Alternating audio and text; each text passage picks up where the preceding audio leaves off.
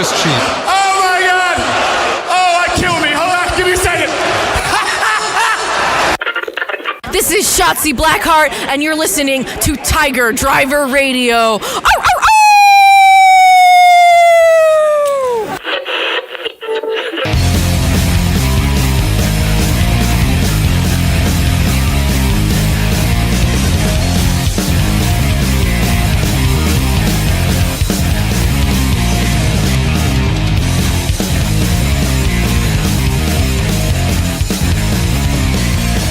Welcome, ladies and gentlemen, boys and girls, and children of all ages to Tiger Driver Radio for all things New Japan Pro Wrestling, Ring of Honor, AEW, and the best of the indies. This is your main man, JP, alongside Juicy J.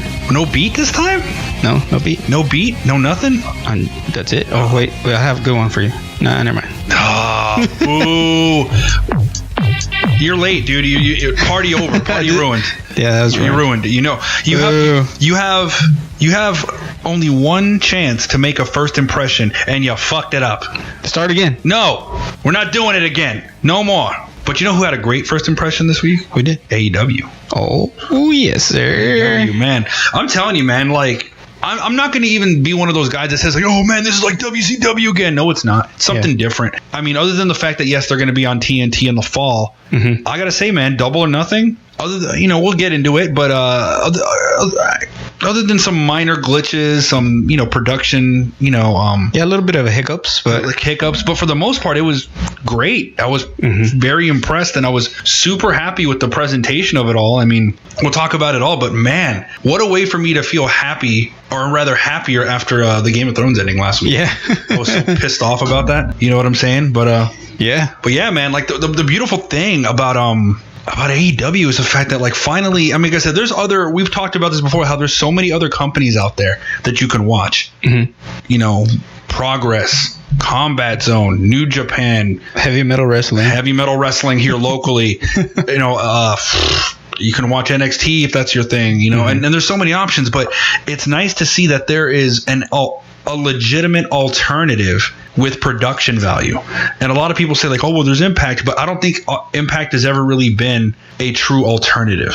I mean, they have great workers and great wrestlers, but I think, in my opinion, a lot of people have been turned off from that product, but it's finally nice to see a company that's going to be presented on a very large platform here in North America, and even internationally for that matter, with a very strong and diverse roster. And I actually overheard somebody say, like, I don't know, man, the guys on AEW, the roster, they all seem like a bunch of mid-carders. That's the fucking problem, is that I feel like WWE has pushed this narrative, there goes that word again, has pushed this narrative that to be a main eventer, to be like the big name, you got to be 6'7", muscle bound, or just a big guy. And other guys of other statures can't be big stars. And I think that's bullshit, because, I mean, look at Shawn Michaels. Yeah. The guy was barely 5'10", he was 5'9", and he's one of the greatest of all time, and I'm really glad to also hear that within AEW, there's not going to be any weight classes. But nonetheless, we'll get into it. We also got, we also need to talk about the Best of the Super Juniors tournament. Yeah, a lot of talk on that. A lot of amazing action. We cannot forget what's happening across the pond. And in fact, before we get into AEW, let's talk about New Japan Pro Wrestling, Best of the Super Juniors, because man, oh man, has the action been getting hot and heavy. Let's do it.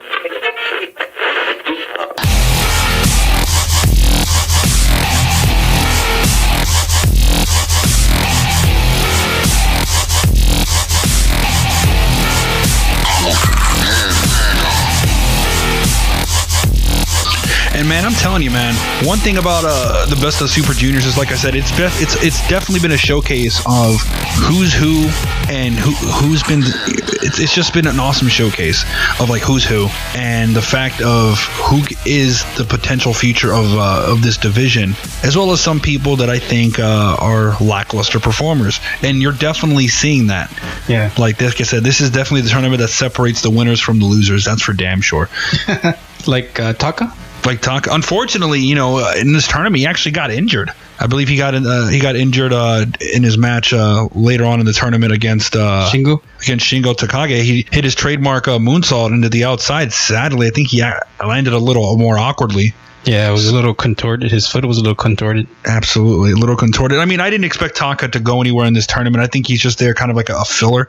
Yeah. I know, come the night of Wednesday, May 22nd, he had a match against Taiji Ishimori. Ishimori destroyed him within like 5 minutes. Yeah, it was a quick one. Hit him with the bloody cross. And then, of course, another thing that surprises me is that Bandito, well, it doesn't surprise me that Bandito, of course, pinned Ren Narita. Ren Narita is not going to get any points in this tournament. He's also Feel bad for him. 0 points. 0 points, but that's the job of a young lion. Yeah. It's like, you got to learn. You got to get your ass kicked for a while. You could give him at least a win, just one, so he could be happy. Well, I mean, like I said, I think the last time a young lion who was still considered a young lion won any match in the Best of Super Juniors was Finlay. Mm-hmm. I don't remember exactly who he beat, but I know he was one of the last people who was still under the title of a young lion who won. Of course, Bandito hit him with the 21 plex, one of my favorite moves, in wrestling today as well. And like I said, I understand that, like I said, not everybody can be a winner. There are winners, there are outright losers. But Jonathan Gresham, of course, going over Titan and made quick work of Titan. Like I said, Titan is extremely talented, and I just think it's a little bit of a shame that Gresham went over him that quick. It did help him these couple of days they were resting because he came back with a little bit more energy than before the first days. So. I think one of the most difficult aspects of this whole thing is just the fact that you have these wrestlers that are traveling overseas, and then you're on this intensive tournament schedule. Yeah. It is super hard to be on your A game when you're fighting jet lag. Mm-hmm. I have made that trip to Japan and Korea, and man, your clock is just fucked for like days. Yeah, and you still have to watch yourself, don't you? Because let's say you get hurt your leg. Imagine going back in the plane with a hurt leg. It probably sucks as well. Yeah, exactly. And then you have to adjust your schedule coming back to the States or Mexico. Yeah. But nonetheless, like I said, I just think it's really unfortunate that Titan hasn't really been able to showcase his talent as well as I know he can wrestle. But nonetheless, from Dragon Lee, Titan, and Bandido, from the Mexicans, I think Bandido's been doing the best. Is doing the best. And even then, he's been, in my opinion, a little disappointing because I would like to see him. Dragon Lee, excuse me. I apologize. I was thinking of Bandito. Bandito's been the one that I expected a lot more from that just hasn't pulled out a lot more wins. So far in this tournament. Yeah. Of course, Jonathan Gresham has been having hot and warm results. Another thing I can tell is that they're definitely pushing both Yo and Sho, with Yo, of course, beating Rocky Romero. Yeah. With his Stargazer. It was a decent match too. It was like, all right, Yo. I feel like where Sho had that first night where he broke out, Yo is having a more of a slower progression in terms of showing everybody that yes, I am a future star in this company. He's been using that new move, the Calf Crusher. Yeah. Well, for him, it's a new move. Yeah, it's definitely a new move. But I mean, it's nice to see him kind of divvy it up and show his versatility as a wrestler. Because like I said, for like last year when they came back from Excursion, they still kind of felt like young lions who had a more broad moveset. Yeah. But over time, you could tell that they're starting to kind of find their personalities and find their way in that ring. More so Sho than Yo. Mm-hmm. But I feel like Yo is starting to get some traction finally. Yeah. He's zooming up to the camera and moving his pecs. Yeah. He's becoming a bit more of a showman. Yeah. And another match that I thought was really awesome, I could have felt that this match could have gone longer, was Tiger Mask against Dragon Lee. Mm-hmm. Of course, Dragon Lee getting the pinfall over Tiger Mask using his Desnucadora, suplex powerbomb. But like I said, it's nice to see that Tiger Mask is doing fairly okay in the tournament. I actually would not mind seeing Tiger Mask go up to the finals just to have like a passing of the torch a bit. Mm-hmm. But of course, I understand that both Taiji Ishimori and Dragon Lee are kind of like the cornerstones of the junior division right now. Yeah. So it made sense for Dragon Lee to kind of go over Tiger Mask as well. And I have actually been very impressed with Doki as a performer. Yeah, he's one of my favorites now. Yeah, but the thing is, it's unfortunate that he's constantly losing. Like, of course, he was, taken down by Bushi. Yeah, his only win was against Narita. Yeah, against a young lion. But I just feel like for bringing an outsider in, mm-hmm. I thought that they would push him a little bit more as a threat. Mm. You know what I mean? And I know these next couple of matches, he has another match against Ospreay and I want to say Skrull. Yes. Yeah, so that right there are two very difficult wins. Who knows? Doki might be the wild card where he might actually foil one of those two wrestlers' chances at advancing. Because even though people can mathematically be eliminated for the tournament, they still have to finish their brackets, and he might very well be a factor in kind of ruining someone else's chances. That's the best thing you can hope to do. I want to see more of Doki. I like his style. I'd like to see him be more of a threat in the junior division, and you're starting to see bits and pieces of it. I just wish he would have more wins. Yeah. That's my only gripe. Yeah, and he's way over with the crowd now. I know before in other episodes we said that the crowd liked him, but now he's way over. Mm-hmm. Yeah. I think people admire that tenacity. Mm-hmm. Absolutely. And then, of course, I was a little shocked to see Yoshinobu Kanemaru go over Sho, actually. Ooh, yeah, that was a weird, well, not weird, but just strange that Sho lost. Absolutely, because, I mean, like at the end of the day, I feel like they're kind of pushing Sho into becoming more of a prominent figure, not only in the junior division, but in New Japan Pro Wrestling, because he has charisma, natural charisma, he has a look. I mean, he practically looks like a member of a boy band. They're capitalizing off that, so why wouldn't you push him more? I'm not saying he has to be a finalist, but I was a little shocked that Kanemaru went over. Yeah, especially the way he won, that he took him to the outside and kind of roughed him up. And then before the 20 count, he went back in the ring, and then Sho got counted out. So that was a weird loss for him. Yeah, exactly. Kind of sucked. It kind of sucked, and it kind of I don't know, deflated his momentum in the tournament thus far. That's what I think. Yeah. You know, but then of course the next night we had Ren Narita over El Phantasmo. Do we even need to talk about that? No. You know, El Phantasmo pinned Ren Narita with the frog splash, as well as Titan against Taka Michinoku, which this is his second victory of the tournament, where Titan pinned Taka Michinoku. And, of course, this was like the second night at Korakuen Hall on Thursday, May 23rd. Now, this is actually one of the few times where you actually started to see a little bit of Titan's strength as a high flyer. And like I said, Taka Michinoku is at this point just a body to kind of fill up space. I don't see him. Obviously, he's injured in the later. Yeah. He was injured later on in the tournament, but I don't think he's coming back at all. He's not. In fact, I think he even if it's already been announced, he's forfeited. Right. You know, when he had his match, the next match against Shingo Takagi. Yeah. Now, this next match, however, I was a little disappointed. It was only an 8 minutes and 4 second match between Bushi and Robbie Eagles, you know, and of course, Bushi did, of course, get the victory over Robbie Eagles, which I was a little surprised about. I would assume that Robbie Eagles would get pushed a little bit more. And you know what was funny about this one that I popped is that Juice was in commentary, and when Bushi came in his entrance, he said, "Oh, look, it's the Native American business casual luchador." And I was like, "What?" Native American business cat, because he's always wearing that suit with like the headdress and everything. Yeah, you know, it's hilarious, man. That was funny because I don't even know why he dresses business casual, and then they just want to be fancy like all the LIJ people. Absolutely. The only one I feel like that doesn't wear a suit or anything like that is Evil. Shingo and Evil. Yeah, absolutely. But nonetheless, Bushi went over Robbie Eagles with his MX finisher, and then later on in the night, Tiger Mask against Jonathan Grisham. Grisham did in fact get a pinfall over Tiger Mask. Yeah, and like I said, one thing that I have admired about Jonathan Grisham is just his ability to out wrestle people. Yeah. Which I'm excited to see Jonathan Grisham mix it up with Zack Sabre Jr. down the road again. That was an awesome match last time. Absolutely. Yeah. But of course, he went over Tiger Mask, getting the pinfall, and then of course the main event of that, the co-main of what am I saying co-main event for? If not everything's a main event. Of course, Yo getting over Doki, of course with the Dragon Suplex. Like I said, they're continuously trying to push Yo to an extent, which is kind of nice to see. Which puts him up at 6 points at this juncture in the tournament, and then Sho against Marty Scurll actually got the victory with a shock arrow, 13 minutes and 18 seconds. Exactly. And the thing is, I was shocked that they actually allowed him to go over Marty Scurll. Yeah, I mean, Marty Scurll is becoming like this evil villain that he is, and maybe that's why he had to have the face win. Well, I mean, he's always been that. That's the thing. So me, it makes no difference because he's been a former IWGP Junior Heavyweight Champion. Right. So for me, I just don't understand why Marty Scurll would lose. But I understand they're trying to push Sho. I just feel like it's just this erratic booking. But I mean, I'm not mad at it. It is what it is. And then of course, Taguchi against Rocky Romero, the battle of the coaches. And the one thing that's really funny is that they both came out. You know, Taguchi of course comes out with his rugby gimmick. Yeah. And then Rocky Romero came out as a basketball guy.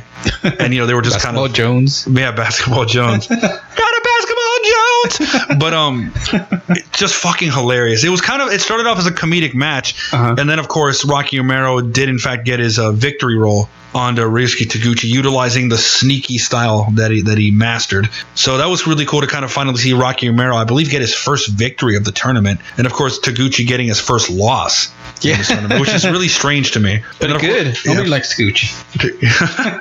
And then of course Taiji Ishimori against Yoshinobu Kanemaru. This shocked me. Quick roll up. Of course, underhanded tactics by Kanemaru on Taiji Ishimori, and I feel like this doesn't necessarily put Taiji Ishimori out of the tournament at all. This just kind of puts gives him a little bit of a challenge. Like, oh shit, like now you're no longer the leader or something. Yeah, exactly. You're no longer your bracket leader, for the A block. And then of course Ospreay against Bandito, 18 minutes and 3 seconds with the Stormbreaker. Close as hell match. This match was, in my opinion, kind of a repeat of what happened at WrestleCon earlier this year, where they wrestled. Awesome match, good back and forth. But I predicted that Ospreay was going to go over. The only one that was able to, so far, have not fallen to the 21-plex, was able to reverse it. Well, he just landed on his feet after the 21-plex. Absolutely. So that was pretty cool. And then, of course, a match that I think is going to be a predictor for the championship match later on after the tournament is Shingo Takagi versus Dragon Lee. Takagi hit him with the Last of the Dragon at 17 minutes and 20 seconds. Now, this was a hard-hitting match, like the best that you've seen with both of these guys. Yeah. And the thing for me is, now that he actually pinned Dragon Lee, that automatically puts him in contention for a title shot. But, of course, I believe in this tournament, unlike the G1, whoever wins the tournament overall automatically gets the next title shot, and I think Shingo might in fact go all the way. Yeah, he's beating everyone with that Last of the Dragon.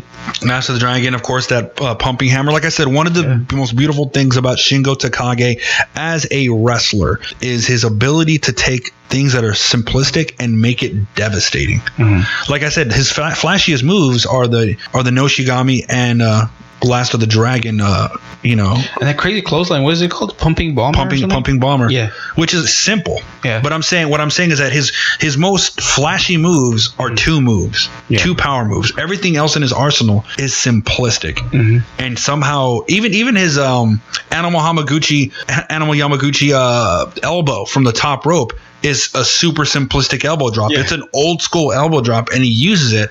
And man, I mean, I think Shingo Takagi will be the next IWGP Junior Heavyweight Champion, and dare I say, he might have an extremely long reign. Yeah, that's my opinion. I think you called it, because you said that before the whole tournament started, and you're right. That Shingo might go all the way. Yeah. So I mean, we'll see. I don't know, but I mean, he's looking fantastic in this tournament. And then, of course, in the next night, at Korakuen Hall, Friday, May 24th, Show pinned Tiger Mask with the Shock Arrow. Shock Arrow.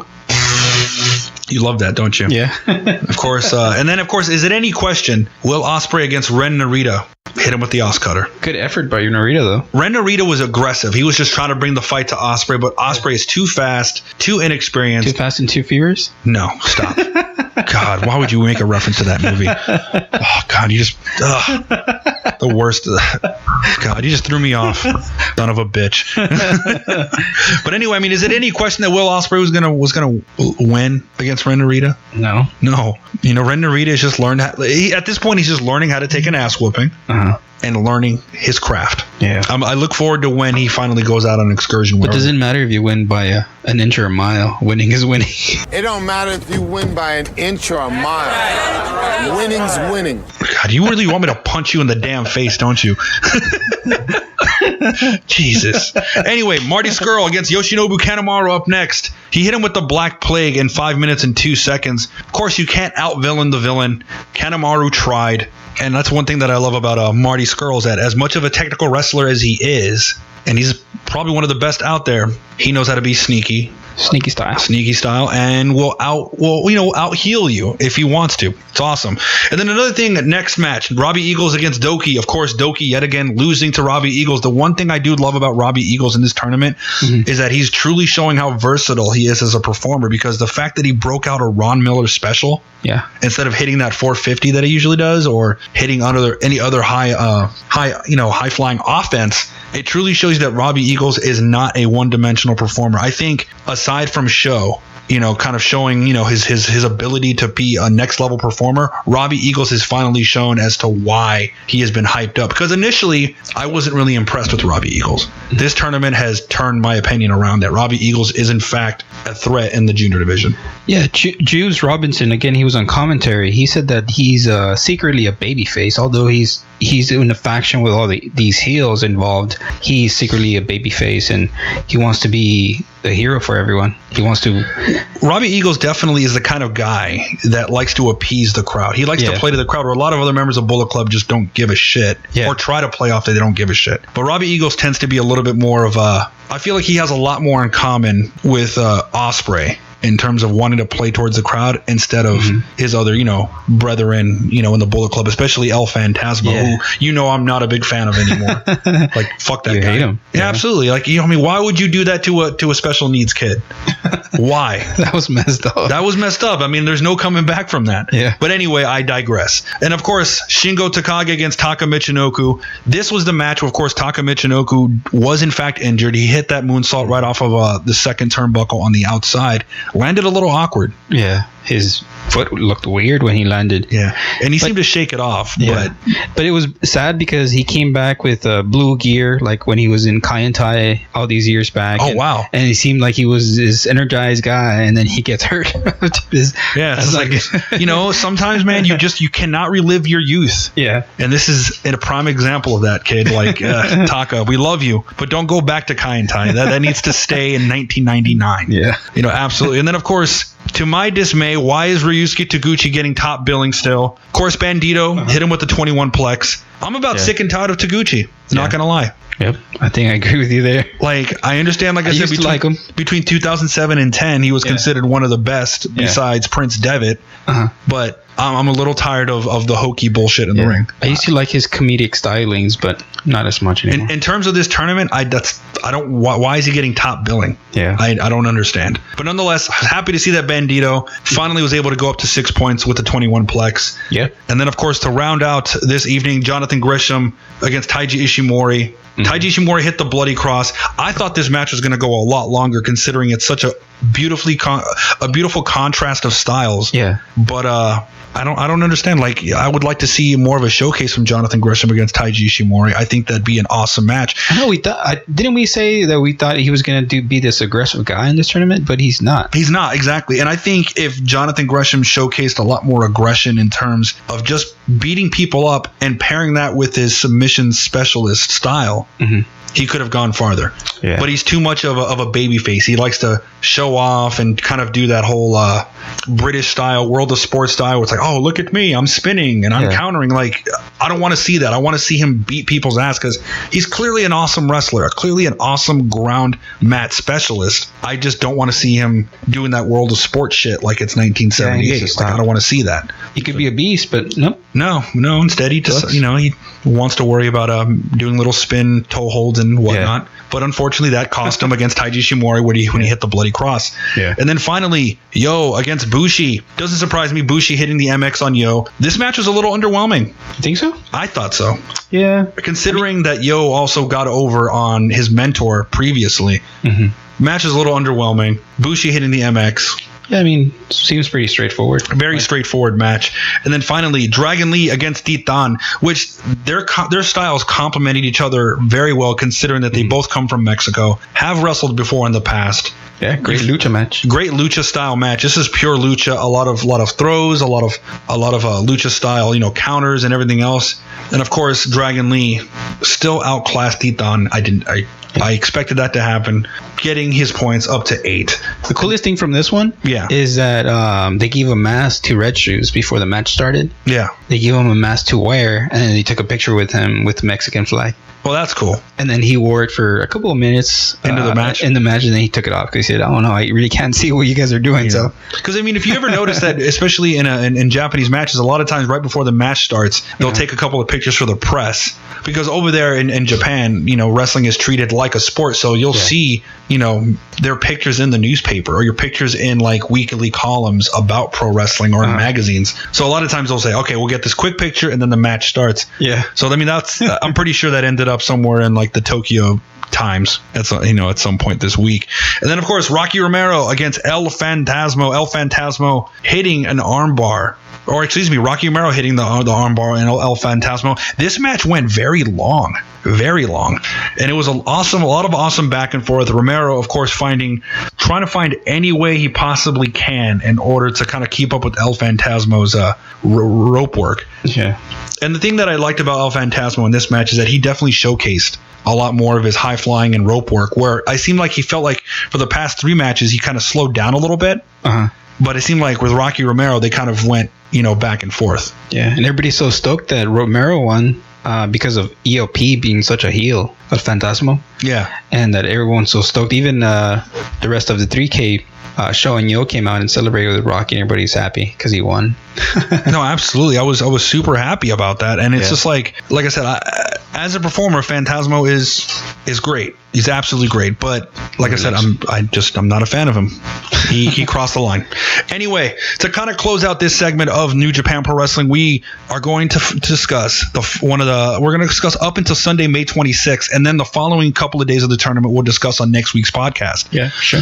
And of course, Ryusuke Taguchi against Ren Narita. Guess who won that one? Taguchi. At least he didn't get top billing. Yeah. I'm so glad he didn't get top billing for that evening. Mm-hmm. Of course, Jonathan Gresham making Yoshinobu Kanemaru tap out with the octopus clutch. Now, the one thing about Jonathan Gresham in this particular match is that he was actually showing a little bit of that aggression where he would not let go of submission holds. Like Kanemaru would try to break out, grab him again, grab his wrist, and put him, of course, in a head scissors. And yet again, that is exactly what I was hoping for him more often, is just be more on top of your opponents. Yeah, Kanemaru fell into deep water and fell to the octopus. Absolutely. And then up next, Rocky Romero against Doki.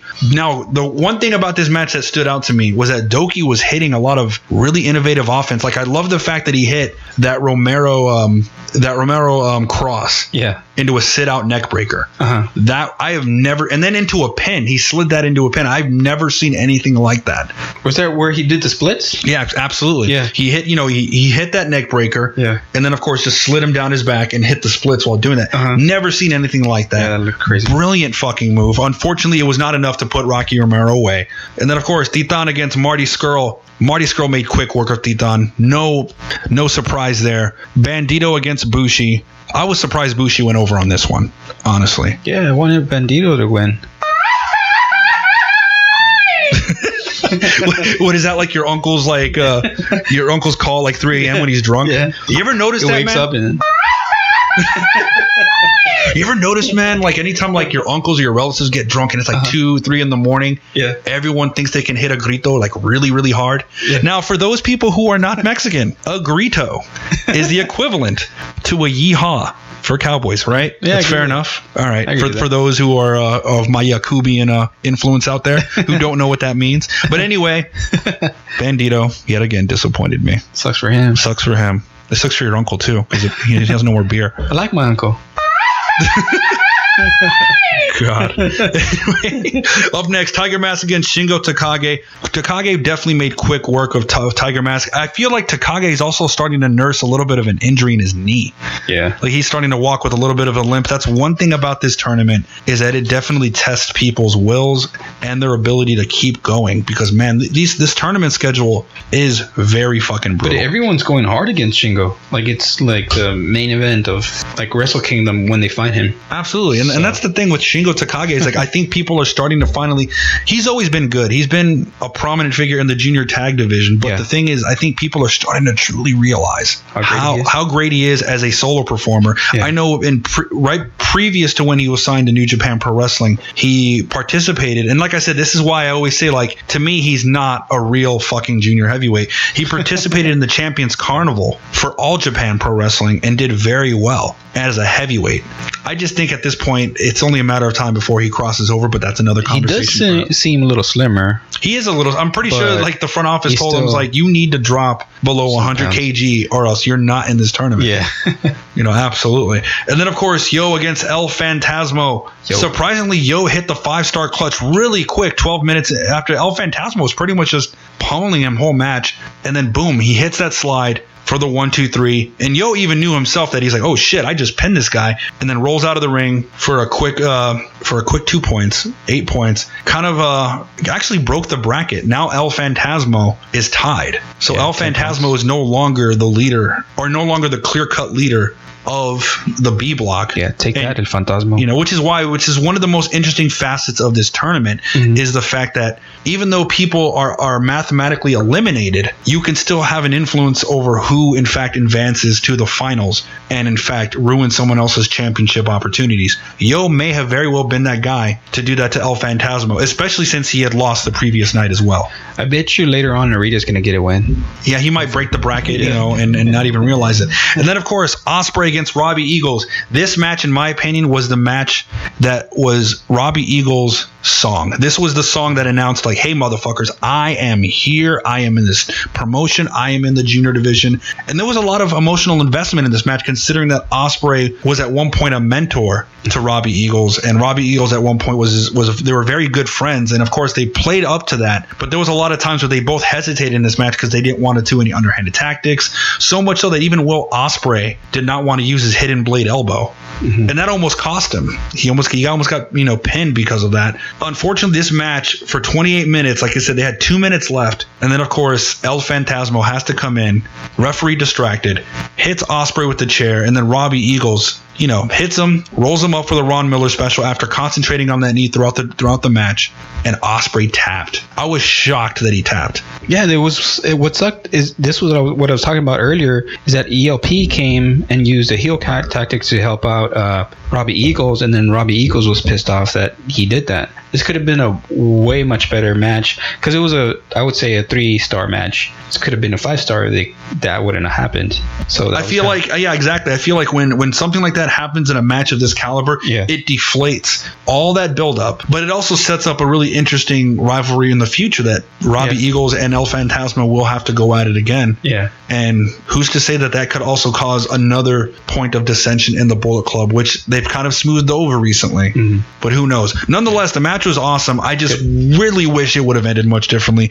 And then finally, Sho against Taiji Ishimori. 20 minutes of solid wrestling, really solid wrestling. Like I said, Sho has really clearly shown that he is the future of this business, and the future not only of, dare I say, Sho will not stay a junior heavyweight for his entire career. At some point, he will cross over. He will be a heavyweight. This match was another example of why he's good. Sadly, he lost to Taiji Ishimori with the bloody cross at 20 minutes and 27 seconds. Yeah, another guy that I feel bad that he's not winning, getting the points, because he's doing awesome in the tournament. He's performing well, but the results aren't showing. But I think this is kind of a little bit of a teaser as to who he's going to be as a performer in the future. And I think at this point, nobody looks at Sho as a young lion anymore, which I'm really glad to see that he's starting to finally find his footing as a performer. And this is another match where he went toe-to-toe with one of the best junior heavyweights of all time. Yeah, Ishimori. That guy's he's going to go far too. He's going to go far too. But I'd say next year Sho might take it. I'm going to call it right now. Sho will actually be a contender in next year's tournament. What? I think so. Yeah. I don't think you cannot reward these kind of performances, even though he's not putting up the points on the board like he was hoping to. Yeah, his performances are undeniable. I think I agree 100%. Absolutely, 1,000%. 1,000%, exactly. But no less. Next week, we will round out the Best of the Supers Junior Tournament, and that, of course, will lead us into who, in fact, is going to challenge Dragon Lee for the IWGP Junior Heavyweight title. Like I said, I think it'll be Shingo Takagi. Could be wrong, especially with Yo breaking the bracket for B block. This could be Narita. God, it's not going to happen. It's not going to happen. But no less, I'm super excited about this tournament, coming to a conclusion, and that also. Again with that, dude. My uncle's excited too. Tell him to shut up. Anyhow, this also leads to another thing that to tie into our next topic is that the Best of the Super Juniors final will also be the day that Juice Robinson will have to defend the U.S. title against what has now been confirmed, his mystery opponent of Jon Moxley, formerly known as Dean Ambrose of The Shield. Oh, now remember, for weeks on end, we've had our theories like, is it Jimmy Havoc? Is it, I don't know, Sami Callihan? Like, we just kept thinking of, like, who are these rough edge type of wrestlers that would have a video vignette like this? And finally, the answer was staring at us the whole time. Yeah. The whole time it was right in front of us. finally he's going to be debuting for New Japan Pro Wrestling. But before that, he debuted in All Elite Wrestling. And before we go on, I think it's time for an ice cream break. Ice cream break. All right, man. Let's go. Let's do this.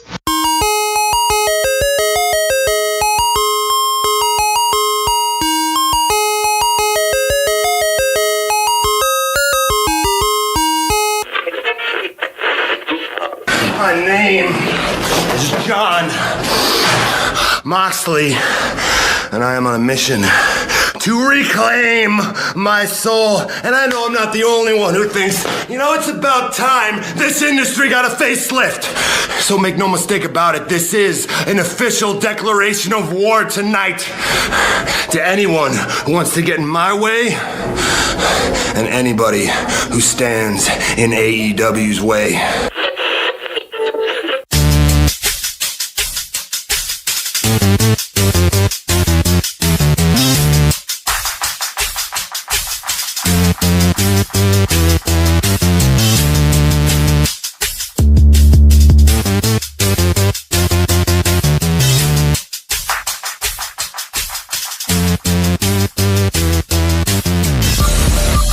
And ladies and gentlemen, we're back. Oh man, I don't know about you, man, but I love ice cream. It was tasty. It's tasty. It's awesome. Yeah. What'd you get this time? The Rocket.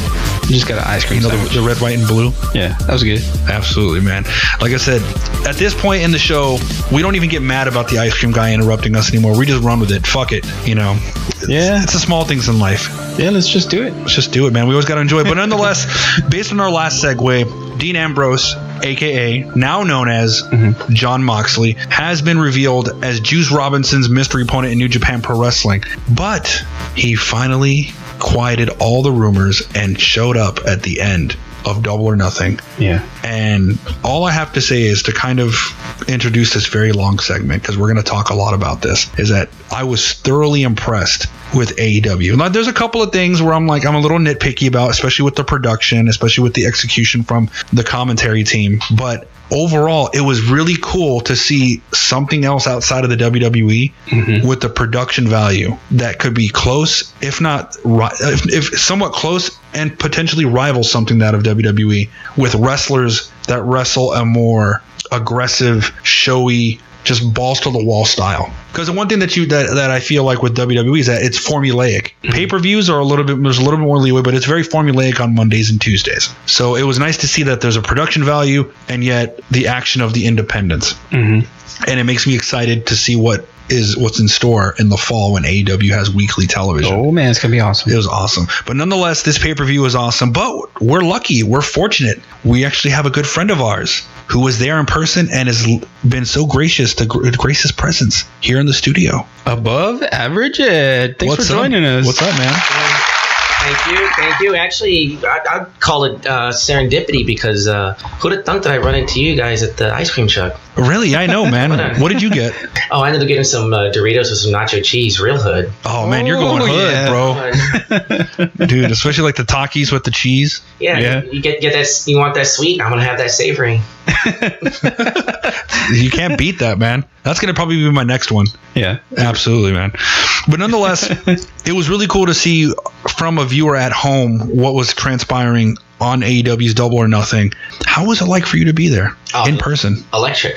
It definitely felt like we were witnessing something historic. And by historic, I mean it felt exclusive. That's what it felt like if you were there, because you knew that there wasn't going to be a follow-up. Like you're not going to find out what's going to happen on, was it Tuesday Night Dynamite? Yeah, that's upcoming.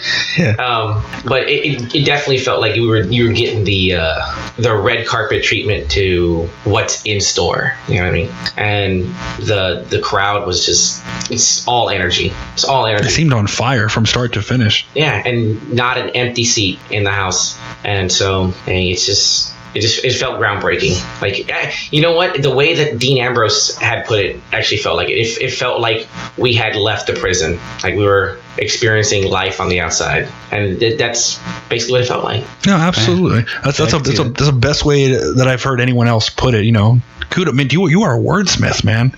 Oh yeah. Hey, well, I'm in several G's to the university, so it's got to come. That's why he's above average. That's why you're above average. Above average Ed.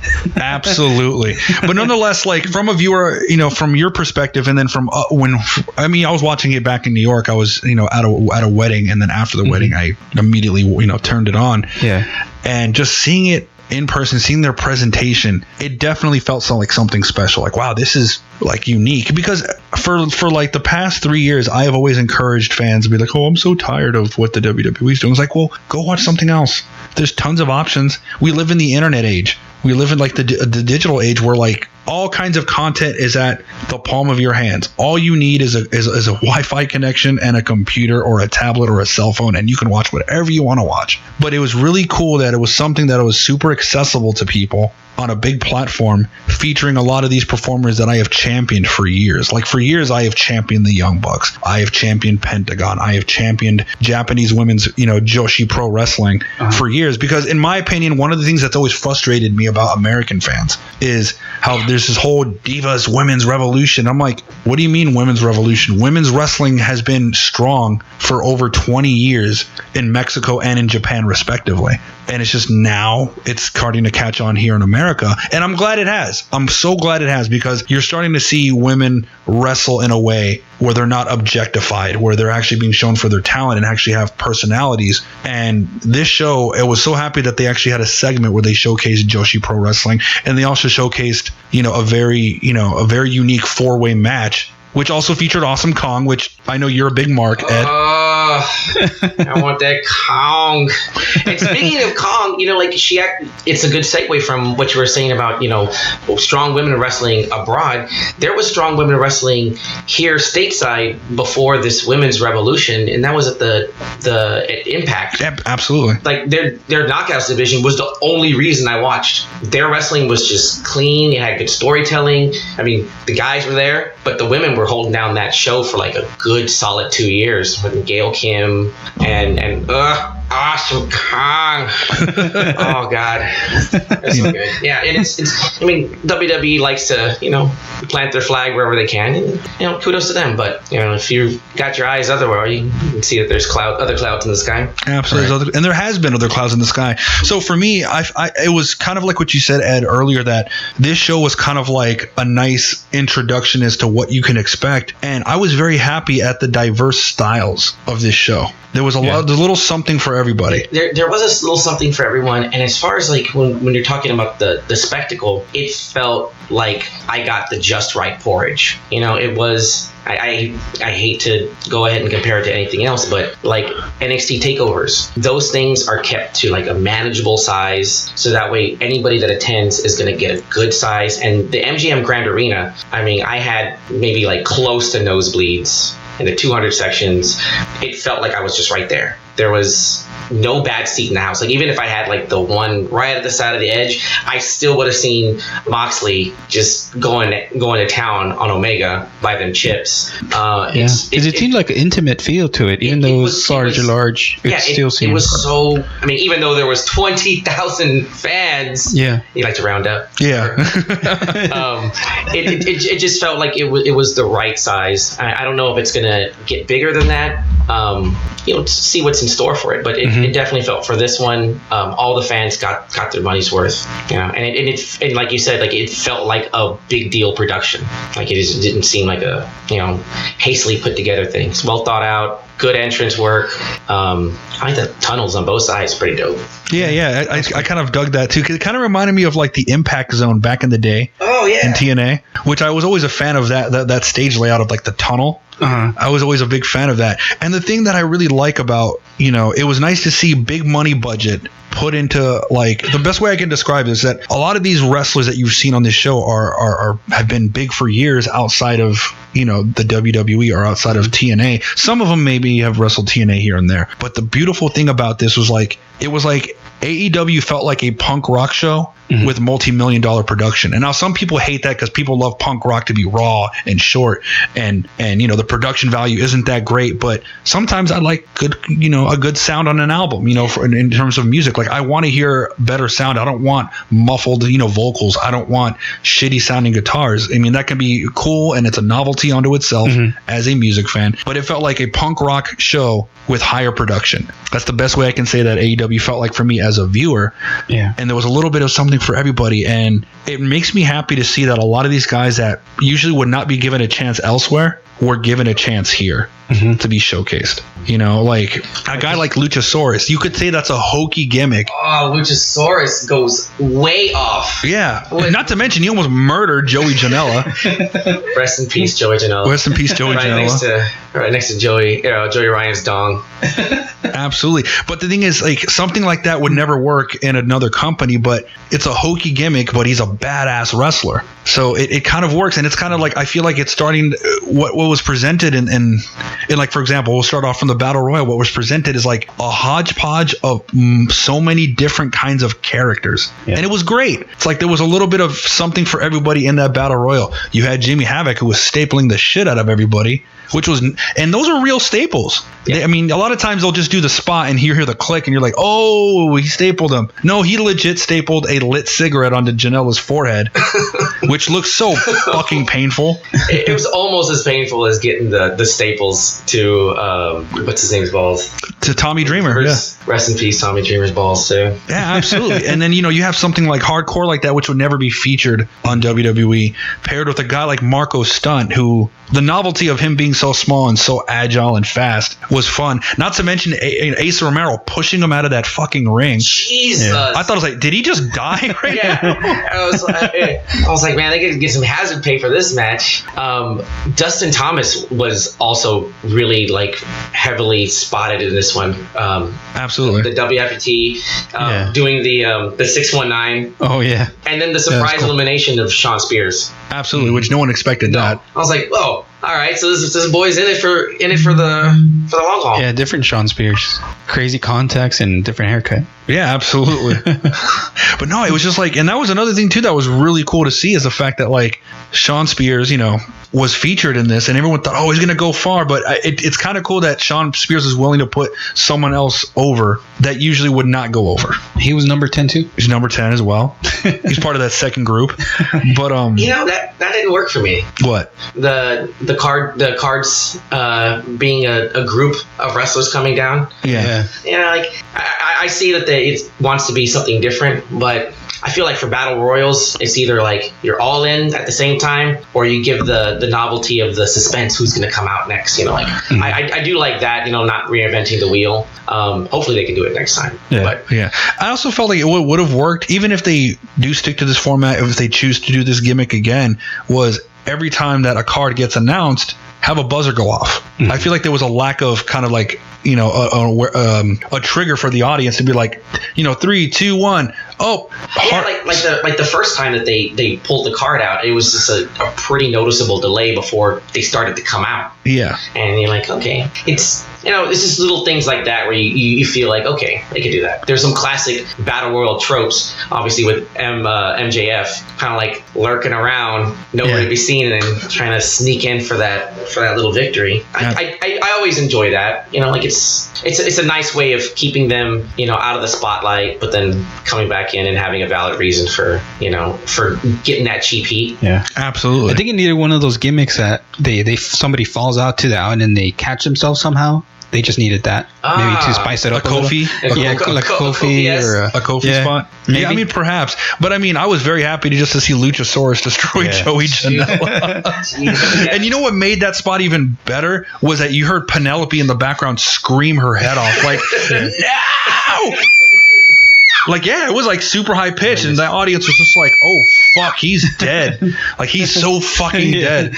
And then it's just, like I said, one thing I will value, AEW thus far I mean, it's still early. It was just a diverse roster. I mean, you also seen Sonny Kiss, somebody who's openly LGBT, very flamboyant, and it's not a gimmick. He is very flamboyant like that in real life, where it's not a character. It's just an extension of him being proud of being gay, which I'm fully I know a lot of people are uncomfortable with that. I think it's brilliant. I think it's great. I think it's very inclusive. Yeah, and that spot on the ring with Tommy Dreamer. Oh, this is getting that crowd fired up. It's just good to see that it's, the inclusion of it was great. I loved it. Absolutely. And then, of course, the one thing that was on top of having such a diverse cast of characters in the Battle Royal was also seeing, Sammy Guevara against Kip Sabian, two young, hungry up-and-comers who, it's historical. They have now had the first official singles match in AEW, which that's pretty awesome. Even though it was on a pre-show, and these are very young and up-and-comers, it was nice to see that these two young and up-and-comers were kind of able to showcase their own talents. And it was a nice little warm-up match. And I'm excited to see where these two guys grow, because you could see both these guys have potential to be bigger stars down the road. Absolutely, 1,000%. I mean, I actually enjoyed this match a lot more, just because it just felt like you said, you could tell there was some hunger there. Exactly. And it kept the energy going right up until, I believe it's like the last of the buy-in. Yeah. Yeah. So it kept the energy hot right before we got the start of the match. Start of the pay-per-view. Did people pop for these guys when they came out? Oh, absolutely. Yeah. They did pop for those guys. Absolutely. I mean, it was awesome. And then, of course, the one thing that, like I said, on top of having such a diverse cast of characters, is also the international showcase of so many different wrestlers from all around the world. Of course, Strong Hearts featuring CIMA, T-Hawk, and Lindemann against SCU.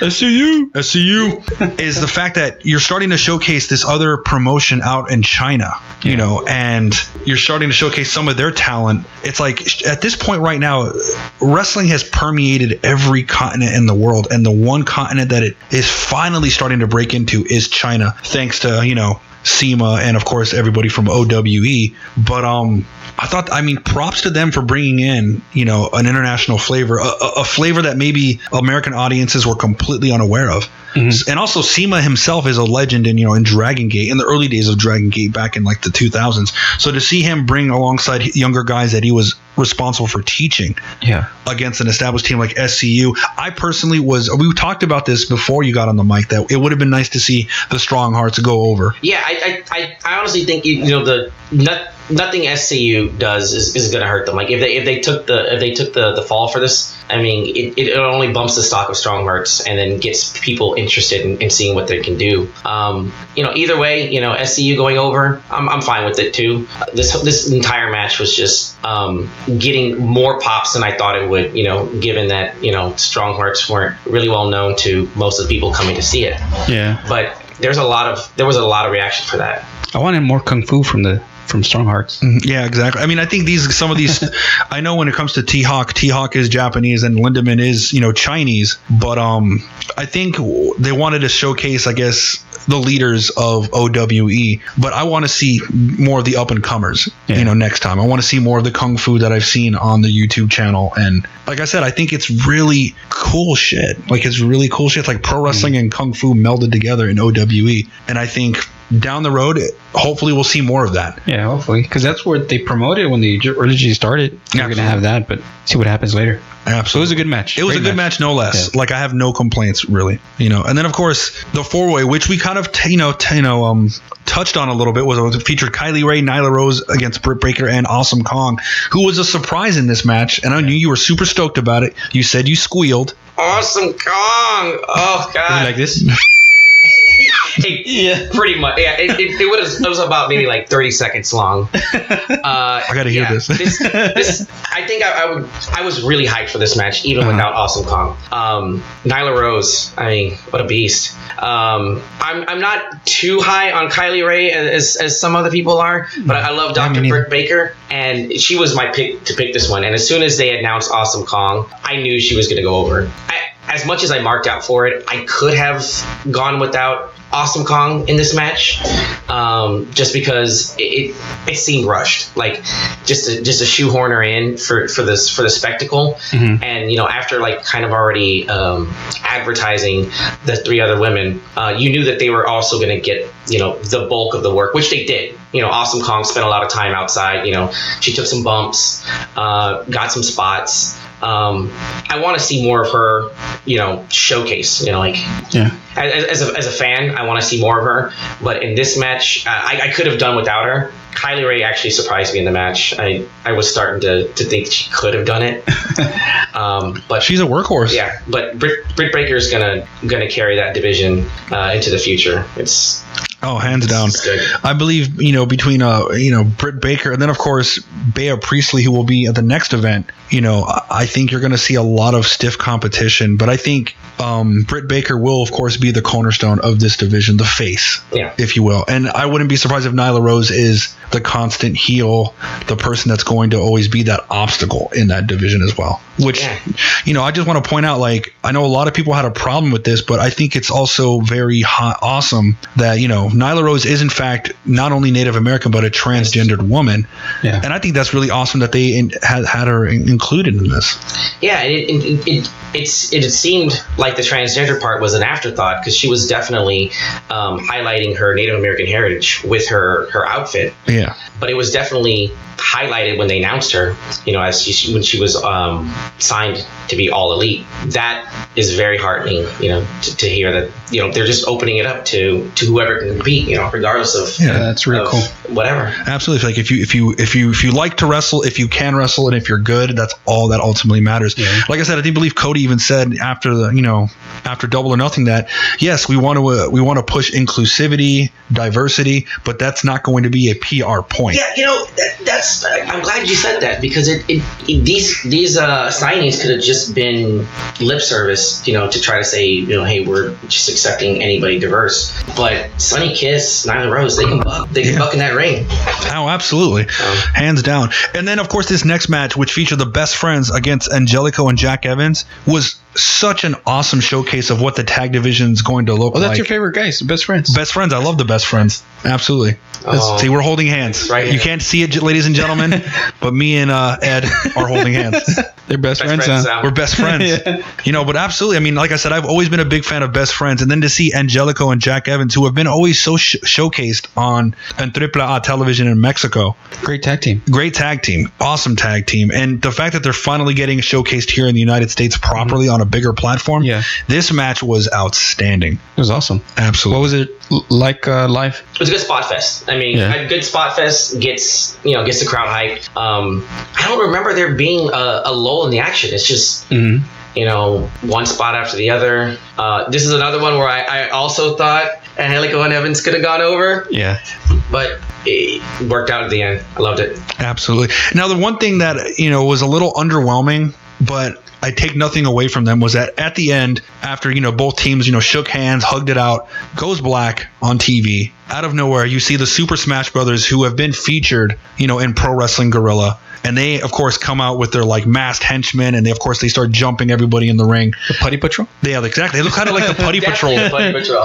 Exactly. They look like perverted shirtless men with gimp masks. But I know the Super Smash Brothers are an awesome tag team. I just think that to do that kind of dramatic, that dramatic pause and to have the lights cut out, I would have expected a much more known tag team to show up. Who that could have been, I don't know. But I know the crowd was just kind of chanting, "Who are you?" Yeah, there were multiple blackouts, if I remember. Yeah, that's a little rough. And then when I was trying to explain to people around, I was like, "Oh, that's the Super Smash Brothers," and there's this blank look. Yep, it's not going to change that "Who are you" chance. And I was like, "Well, they're definitely going to fix this when I watch it on the replay." Yeah. No. No. That was a missed opportunity. They could have just said, "Hey, what are they doing here?" And then actually introduce them on, for the audience at home. Yeah, for the casual audience. Yeah, and that was something that was a little disappointing. Yeah, it was a little disappointing. But I mean, the only thing that saved the Super Smash Brothers from completely looking dumb is that amazing double team finish. Well, I mean, Player Uno. Yeah, he's amazing. Absolutely, I love him. And he actually had some really good work in the ring. I mean, they're just all cells for him. Exactly. He looks like a beast. Yeah, missed opportunity there. missed opportunity. But I mean, for given the little bit of time that they had and the circumstance, Super Smash Brothers did a great job at presenting themselves. Yeah, they definitely looked intimidating. I wasn't expecting the crew to come out.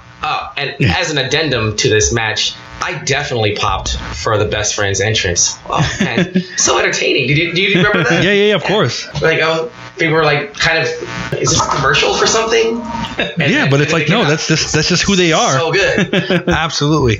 And then of course this next match, which I was very excited to see was Aja Kong, who, if you don't know who Aja Kong is, Aja Kong has been one of the pillars of Japanese Joshi Pro Wrestling for the past 30 years in Japan, and she has been so responsible for training so many people. She teamed, of course, with her students of Yuka Sakazaki and Emi Sakura against Hikaru Shida, Riho, and Ryo Mizunami. Now, a lot of people may not know who any of these performers are. How was it like in the crowd? How was it presented to them? Well, the ones that definitely stood out were Aja. I mean, she's just intimidating. The one that I was trying to remember was Shida. Shida was great in the ring.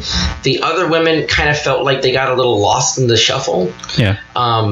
There wasn't a lot of... I mean, if you're a diehard fan, you popped for this so hard. Yeah. Because all the women were doing well. It will be better in the future. I'm almost guaranteed. Once there's name recognition for the casual viewer. There was like a gaffe at a near fall where the bell got rung. That kind of really hurt the momentum of this match. Ring my bell.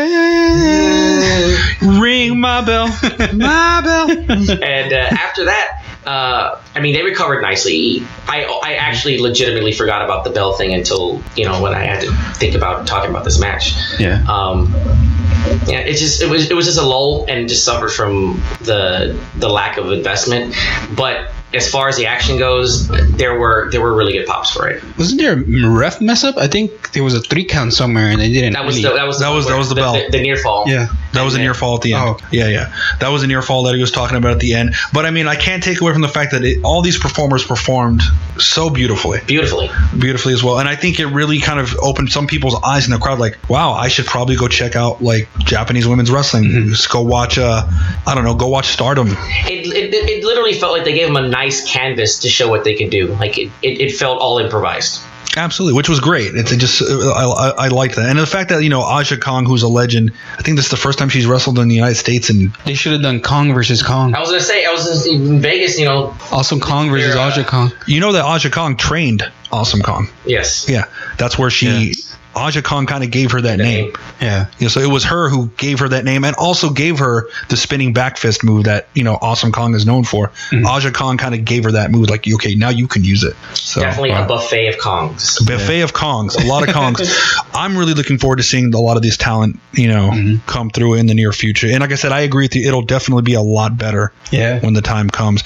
And that was kind of like a nice little I'm not going to say it was a break because no match was a break. It was a nice little transition into what was going to be by far one of the most emotionally invested matches anyone could ever experience on this card. And I knew people thought it was going to be good. I don't think people realized it was going to be this damn good, and that was going to be Cody against the natural Dustin Rhodes. This was a revelation. It felt like you were going to get the emotional investment into the match, but the look on actually the wrestlers' faces definitely sold the fact that they didn't know that this match was going to be this good. So many near falls, like believable near falls, just kept you on edge. You were out of breath. You felt like you were in there with them. Cody was definitely playing off of playing the smart man role here. Running, whenever Dustin was getting hot, he would kind of roll out, walk around, tease leaving.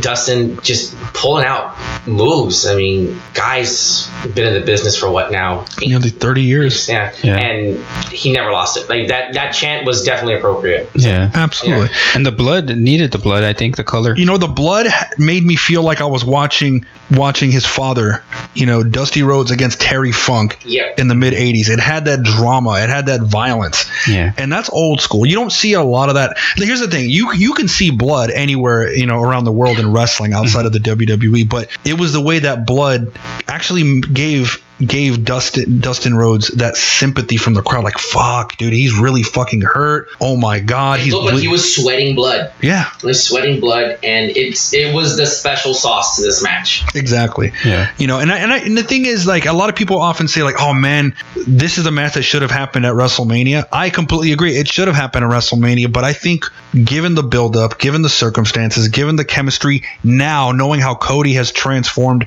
his career 3 years after being released, and how Dustin Rhodes had everything to prove, I don't think this match would have been as good years back at WrestleMania. I think this is how it should have been. Yeah, this is beautiful. A Stardust versus Goldust would have been good. It would have been good.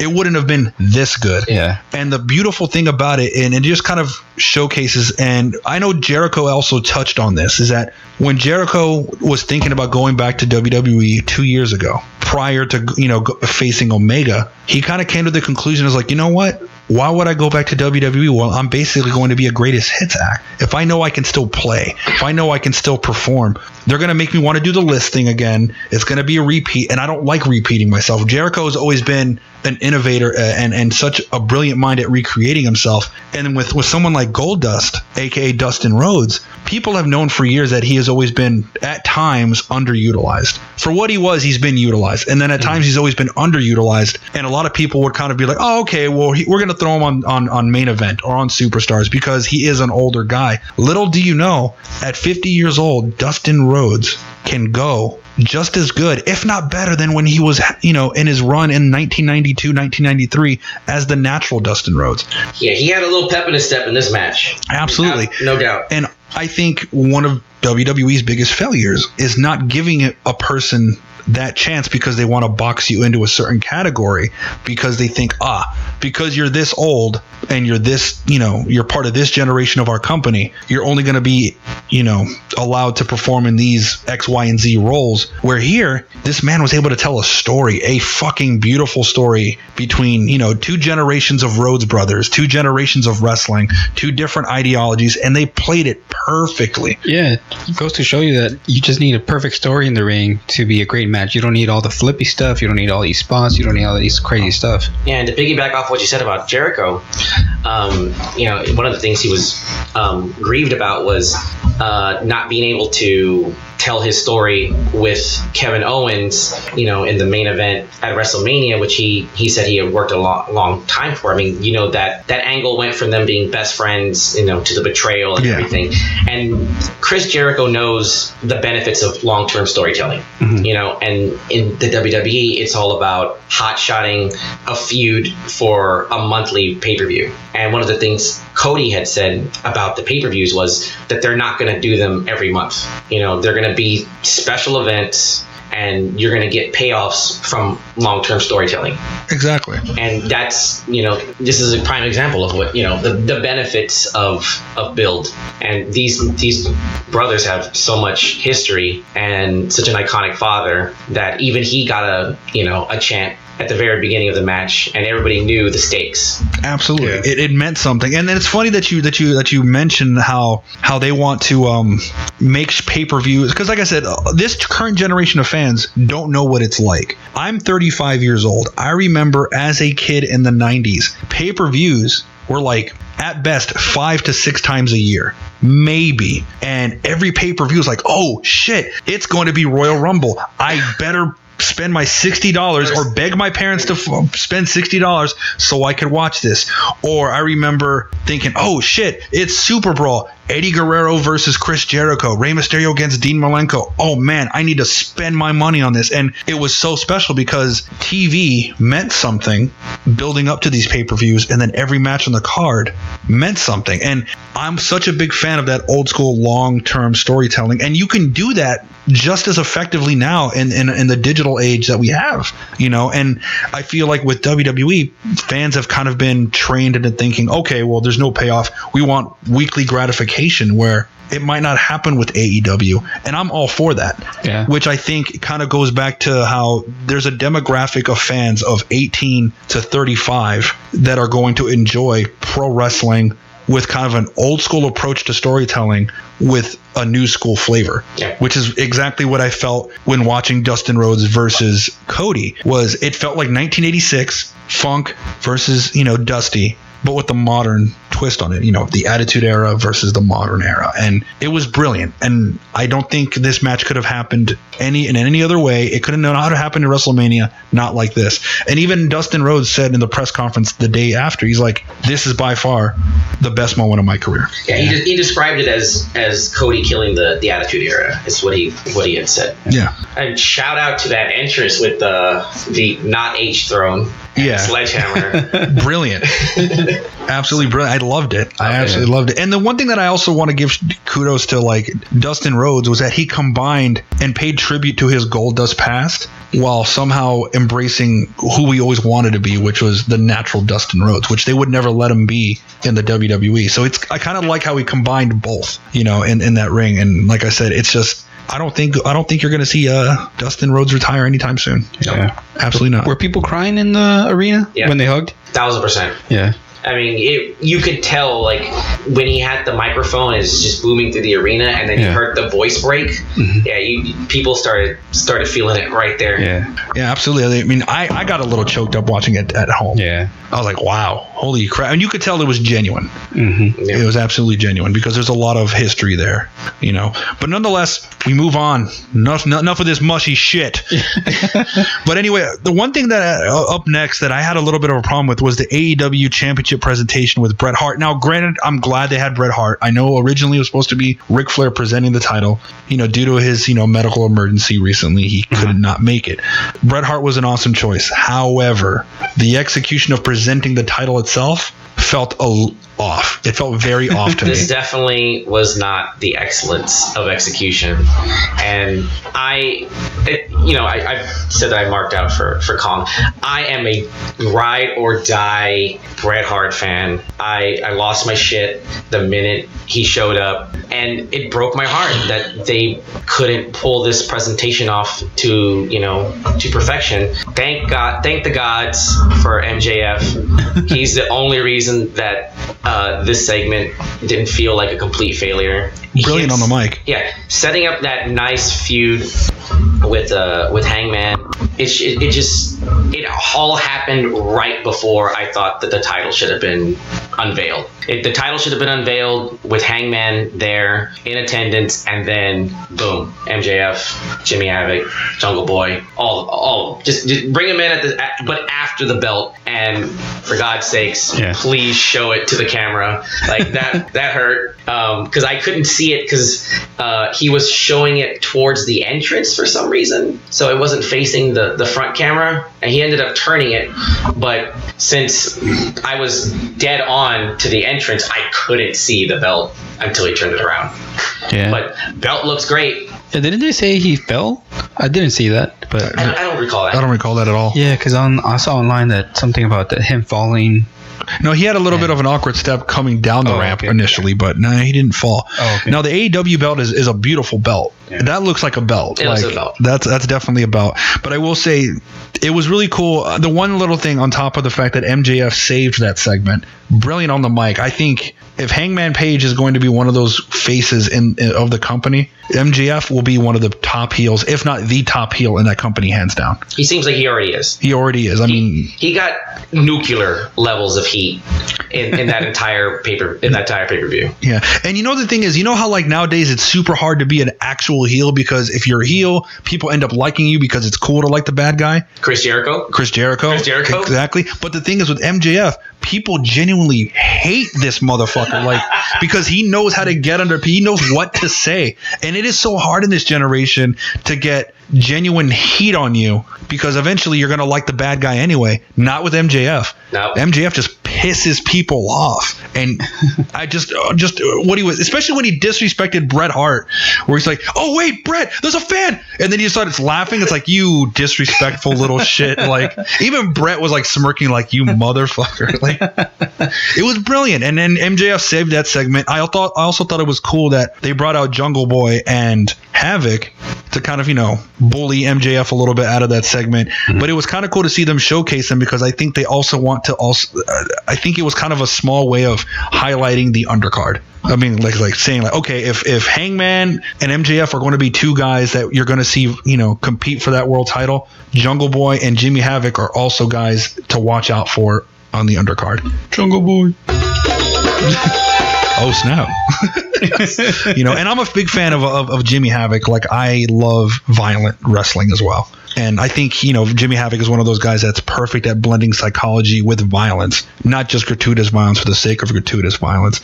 Yeah, he's a savage pickup from Defiant. He's absolutely. And Darby Allin should get in this mix later too, no? Darby, and exactly, he will be featured, in Firefest, which I'm glad they didn't showcase everyone in this pay-per-view. Like I said, it leaves, it leaves a little bit more for the next one. It's like, okay, let's go see the next one and who these other guys are. Yeah.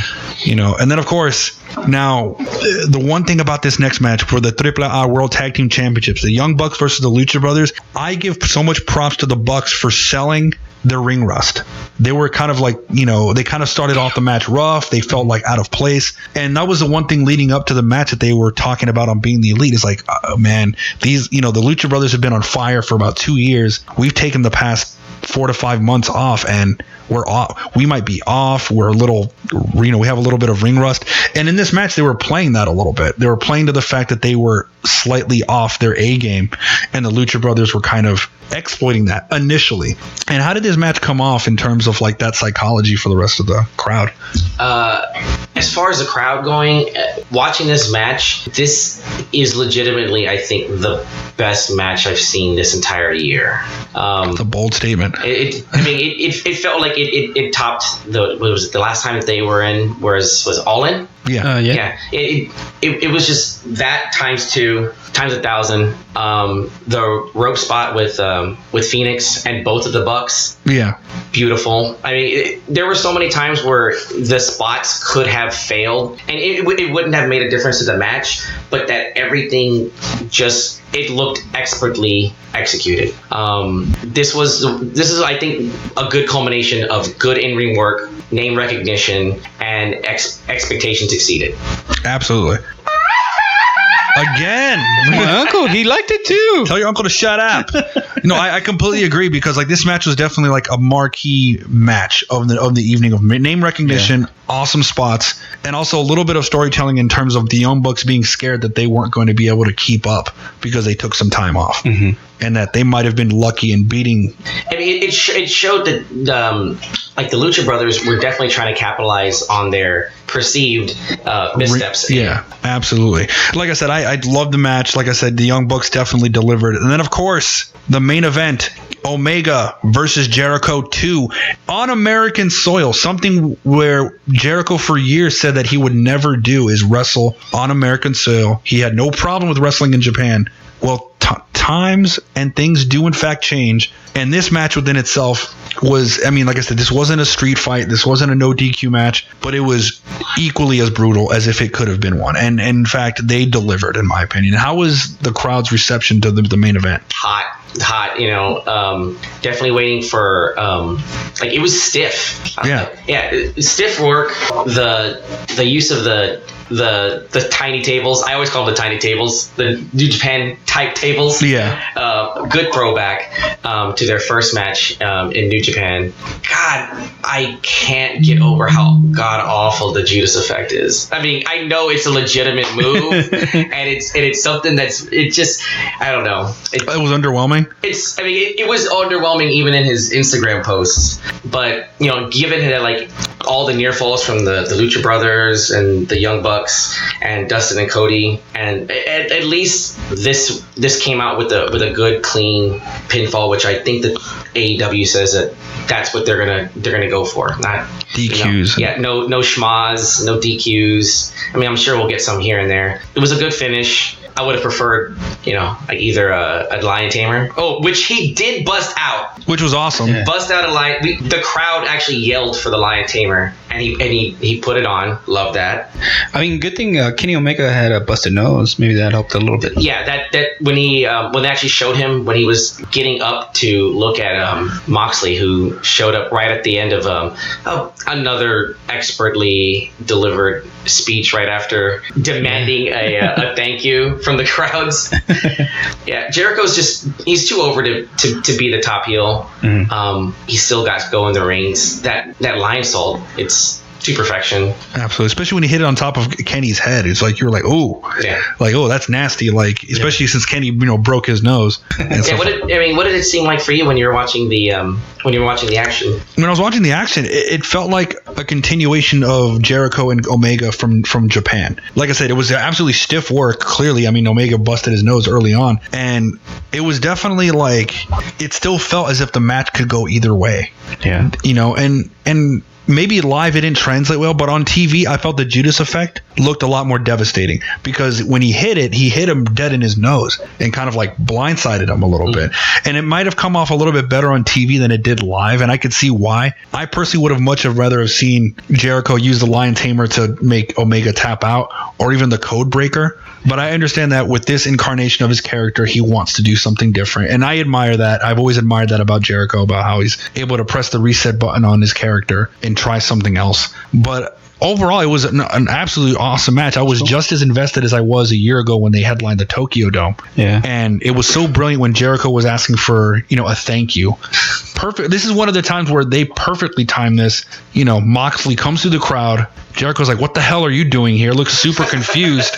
And then Moxley's like, all right, well, whatever. And just kicks him, hits him with the Dirty Deeds DDT, then attacks Omega. Him and Omega have that exchange for a little while. Don't forget that the ref caught some shrapnel there too.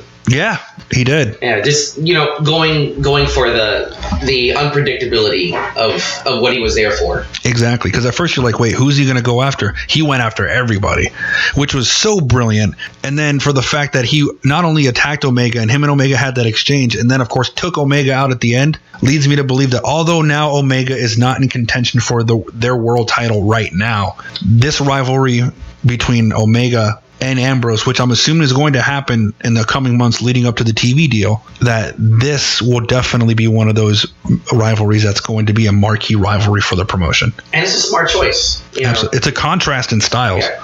It's a contrast in styles, but it's a good choice to keep both men out of the title picture for now. They neither one of them needs the belt to benefit them. They both have strong name recognition. They can put on matches by themselves, and then you just, like you said, leave it to the MJFs and the Jimmy Havocs of the world to showcase their undercard. Yeah. Which I think is, if I'm assuming correctly, I think it's smart booking because you want to start building the name recognition of your undercard and all these guys that may not be familiar to mainstream American audiences, but an Omega and a Moxley / Ambrose, they have a lot more name recognition than per se someone like Hangman, Adam Page, and Jimmy Havoc, or a Jungle Boy. Yeah, and that's just basically the way the entire card was structured. They had, one side had, really good name recognition, and the other ones that needed to be highlighted. Absolutely. And I think for the most part, they executed that beautifully. I mean, like I said, there was my biggest